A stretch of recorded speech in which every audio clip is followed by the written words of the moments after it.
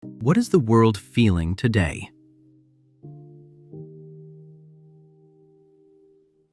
The week ended like a house settling, those small cracks you'd been ignoring suddenly audible in the quiet.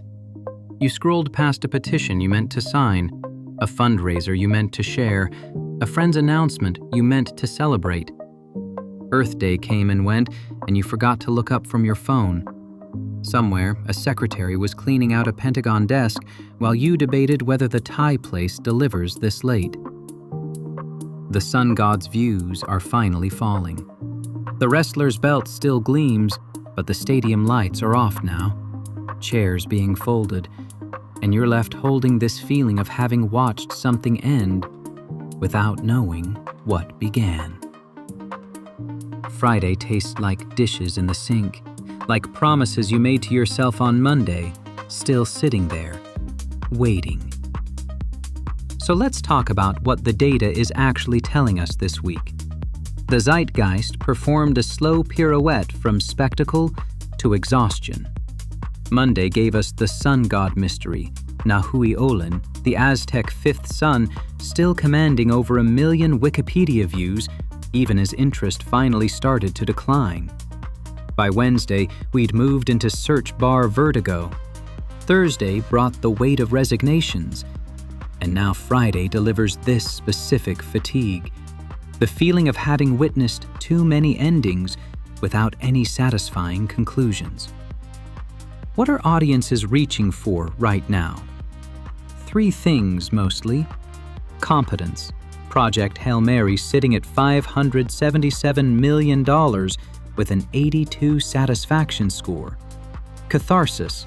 The Fight Club revival crossing 100 million with an 84 sat. And containment.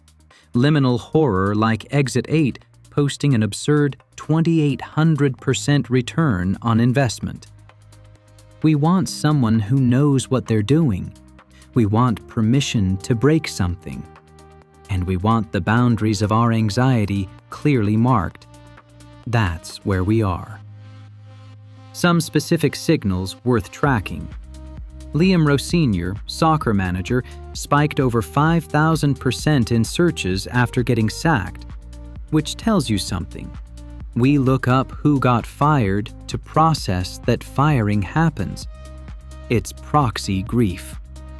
Earth Day jumped nearly 3,000% in searches, which sounds encouraging until you recognize it for what it is: the guilt click.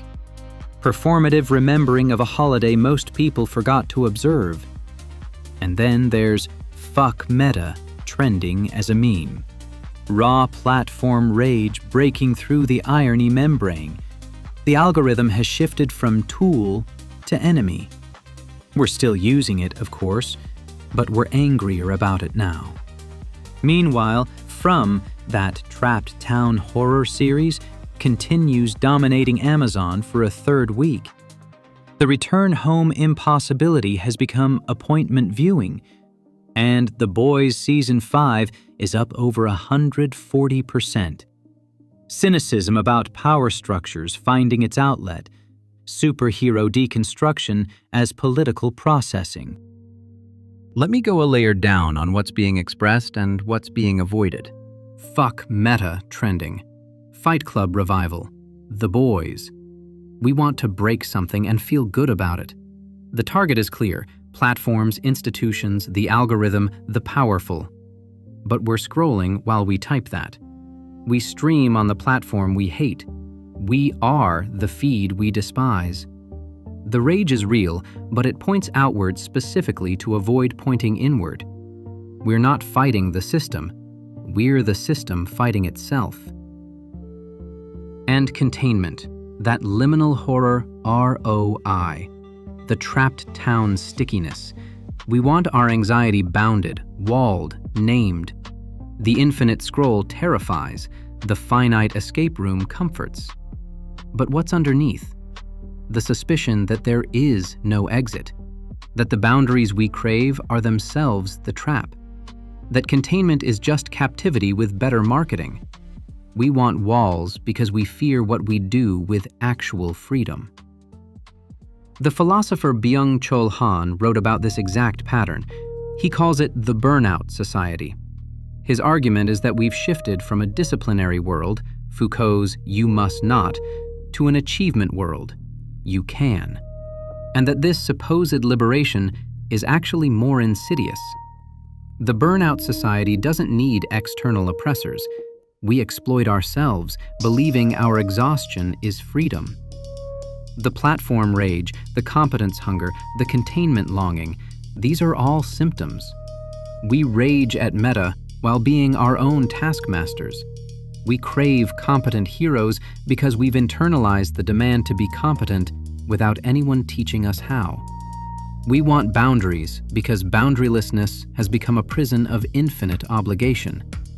The Pentagon secretary gets fired. You feel the weight. Why?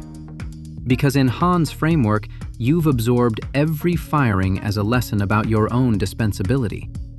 The Achievement Society has made every news story a personal performance review. One film keeps coming back to me this week, Network from 1976. The "I'm mad as hell" scene. Sidney Lumet, who directed it, insisted on something subtle but devastating. He shot the film with increasingly artificial lighting as it progresses. Early scenes feel naturalistic, real rooms, real shadows. But later scenes are lit like television studios, hard edges, no shadows. By the end, even the apartment looks like a set. He wrote about this in his book, Making Movies. The light itself is telling you something is wrong. This technique matters now because we're living in the lighting change. The "fuck meta" rage is partially about recognizing that our spaces have become sets. Our conversations have become content. Our lives have been lit for broadcast without our consent. And the scene itself, the structural turn, isn't where you think it is. It's not when Howard Beale starts yelling, "I'm mad as hell and I'm not going to take it anymore." That's what everyone remembers. But the actual turn is when the camera pulls back to the control room, the network executives watching monitors, the ratings ticking up, the rage being absorbed into the machine that produced it. Beale believes he's breaking free. We see him becoming product. The craft achieves horror through framing.